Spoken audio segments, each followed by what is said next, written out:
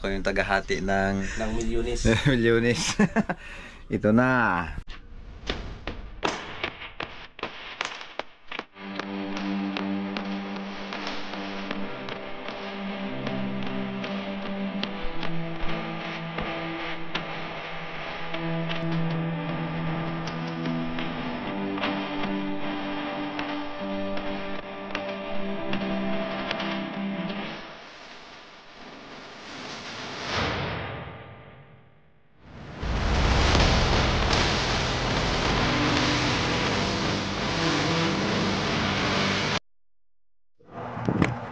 At ito mga kaspiro, pag drop natin sa ilalim, ayan, nakita natin. Tiro po yan pag tinawag dito. Siyempre po, pag ganyan karami, namili po tayo ng mas malaki sa kanila. Ayan, natsambahan natin, nakakuha tayo ng isang mga kaspiro. Hindi tayo naka 1 shot 2 kill, pero okay na po itong isa. Kasi mahigit po ito 1 kilo. Mabot yan mga kaspiro ng 1.5.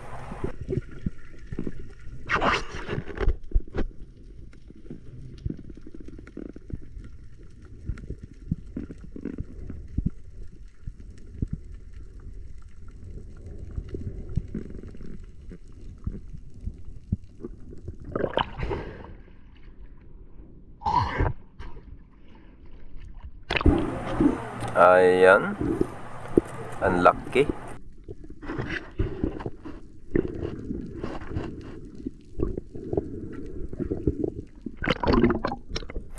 Dalawa lang po kami ni Master X ang magkasama. Ayan si Otol. Kasi si Master Gabi po sa pagkakataong ito ay pumunta ng Palawan kay Joy Adventure. At ito na mga kaspero, ang pagdrop natin ito. Dito tayo ngayon sa Iligiligan, kasi lumipat po kami ng Iligiligan. Ayan, sobrang lakas ng current, kahit hindi tayo nakakover sa batuhan. Ayan mga kaspero, nakikita nyo, sobrang lakas po ng agos, kasi pa low tide po ito mga kaspero. Ano, yung mga inaanod ng mga dumi-dumi, nakikita po nyo mga kaspero. Ganyan po kalakas ang current dito sa Iligiligan. Siyempre mga kaspero, pag malakas po ang current, talagang nag-aabang tayo na mayroon pong sasalubong sa atin, kahit hindi po tayo nakakover ng maayos. Pero sa lakas ng current po ay, ayan mga kaspero, isang tribali biglang sumalubong sa atin sa pool.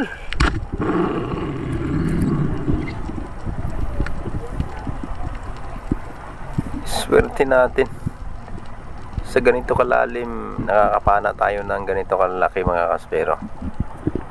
Nasa 7 meters lang po ito ang lalim. Ayan o.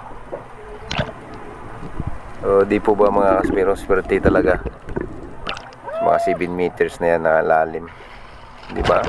Kahit sino man na mga spiro ay kayang-kayang gawin ito. 7 meters.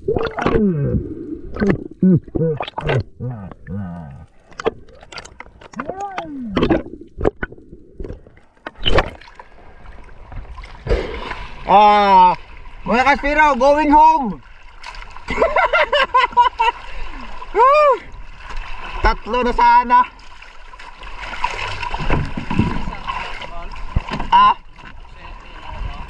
Oo, makasakat. Yung una pong napana ko na tribali, nakuha ko po. Yung pangalawa, hindi po tumagos yung bala. At ito na po yung pangatlo na pana ko. Bali, dalawa pong tribali ang napana ko po ngayon sa hapong ito. Kasi po mga kaspero, may pagkakataon talaga na alanganin na po talaga makapag-open ng video.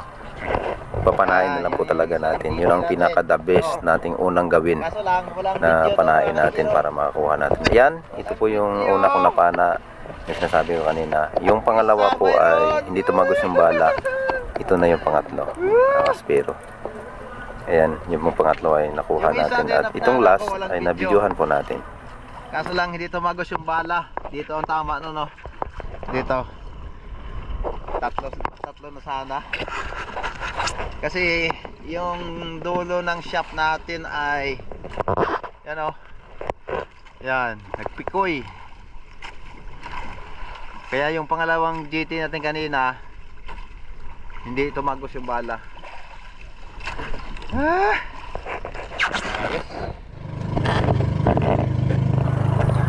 Bali, pauwi na po kami dito mga kasbiro, at ito po yung huli namin sa araw na to. Yan, nakadalawang GT at may mga kasamang mga maliliit pang iba.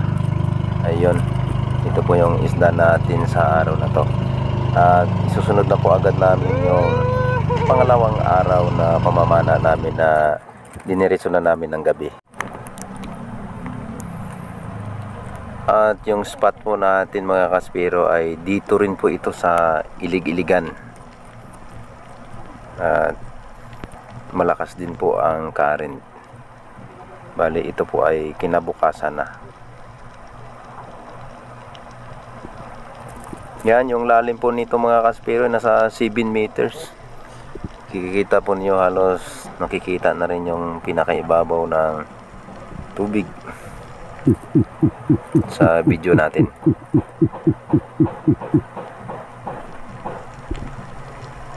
At dito po mga kaspiro, hindi ko po talaga inaasahan na mayroong sasalubong sa atin, at na-surprise po ako dito.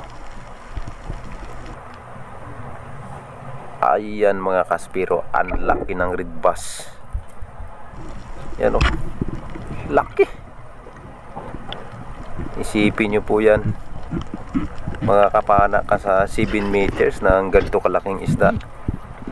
Kaya tsamba po talaga ito mga kaspiro.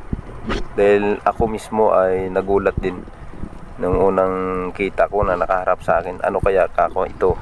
Kasi ang kapal at ang laki. Kaya pala ay isang red snapper mga kaspiro.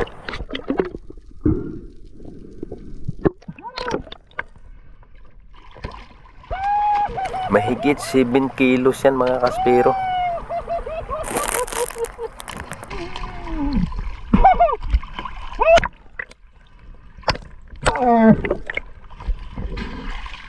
Mga kaspero, laki ng red bass.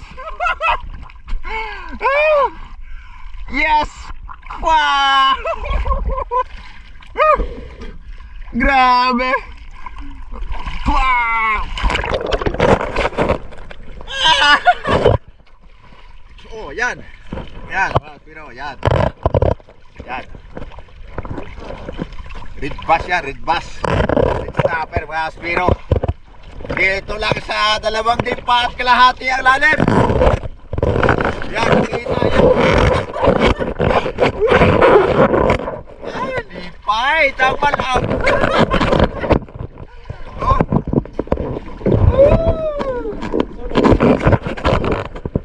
Lipay, tapal up. Oh. Taan.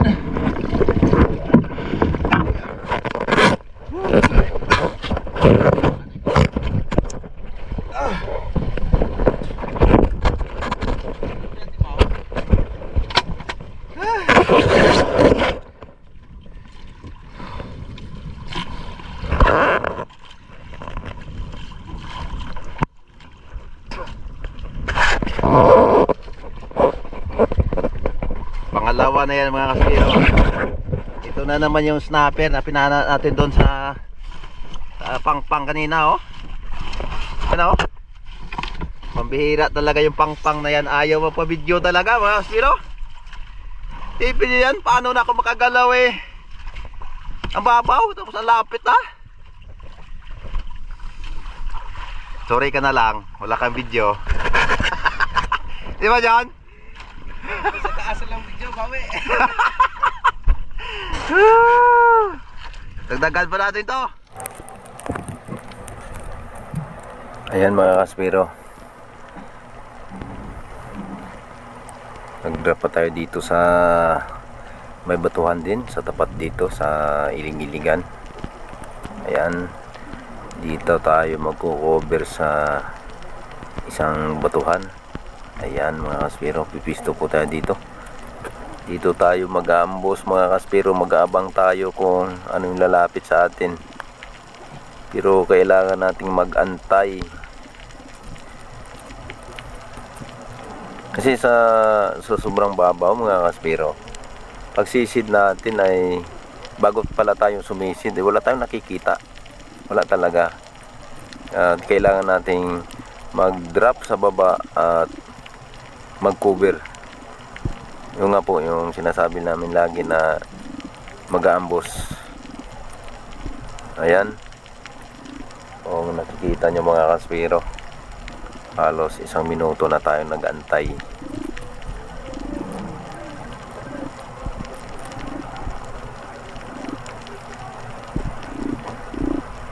Ayan mga kaspero, mahigit na tayo 1 minuto na nag-aabang bago natin makita yung samaral.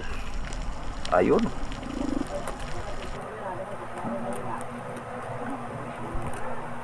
Bago natin ito napana mga kaspero ay 1 minuto at kalahati. Ayan yung pag-aantay natin. Ganito lang po ang diskarte mga kaspero sa mababaw na pamamana ng araw. Kailangan tayong makapag-drop at medyo mag-antay ng medyo matagal. Ayan, isang samaral. O, swerte pa rin natin. Nakapana tayo. Mga kaspero, lumubog na ng araw. Lumubog na po. Ito nadali namin mula kanina ng last 3 ng hapon. Nadali ni Rex, oh. 2 sweet lips. Yan. Oh, buhay pa. Oh. Saka ito, isang unicorn. Nakatatlo si Master Rex. At sa akin, ito, samaral. Samaral. Isang snapper mga kaspero. Isang long nose emperor. Ito. Siguro mga 4 na kilo po siguro ito. Ano? Tapos isang red bass. Red snapper mga kaspero. Ano, laki. Oh. Yan. Ito po ang nadali natin sa pang-araw mga kaspero. Pero tutuloy po kami sa pagkakit.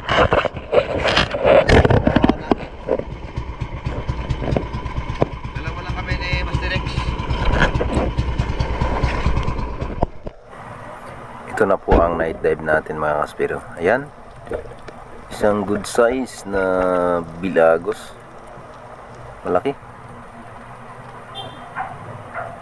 At ang sumunod nito mga kaspero, ayan, malaking unicorn din. Oh, di po ba? Swerte talaga natin.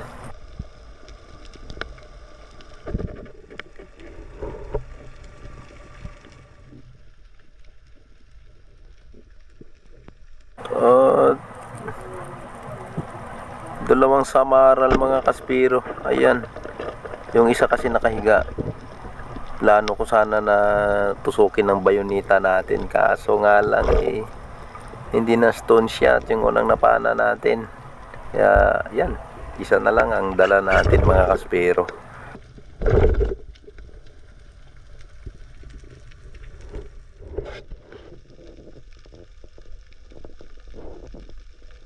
Isang unicorn. Ayan, sa pool na stone shot natin mga kaspero.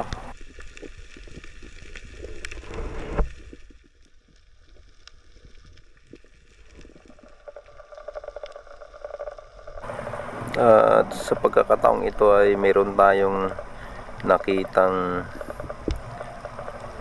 pananglitan mga kaspero, pananglitan. Ahas ba? Yung ahas na malaki. Ayan. Pinana na natin. Yan mga kaspero.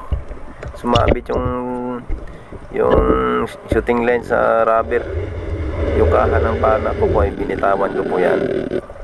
At kailangan nating makabalik sa taas at makarecover.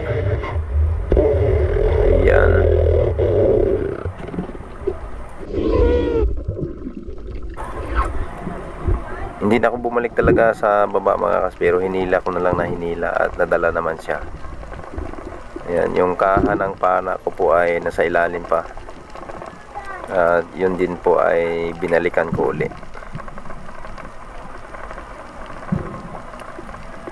Yan, isang malaki. Nanglitan na masarap gataan. Masarap pang pulutan sa mga tumatagay. Ito na po ang last dive namin sa gabing ito at kami po ay umuwi na. Ang snapper natin 4.1. 4.1. Yan. Yung ating rig bass. Yan. Yan natin mga kaspero. 7.4. Kita ba? Ano? 7.4. Laki!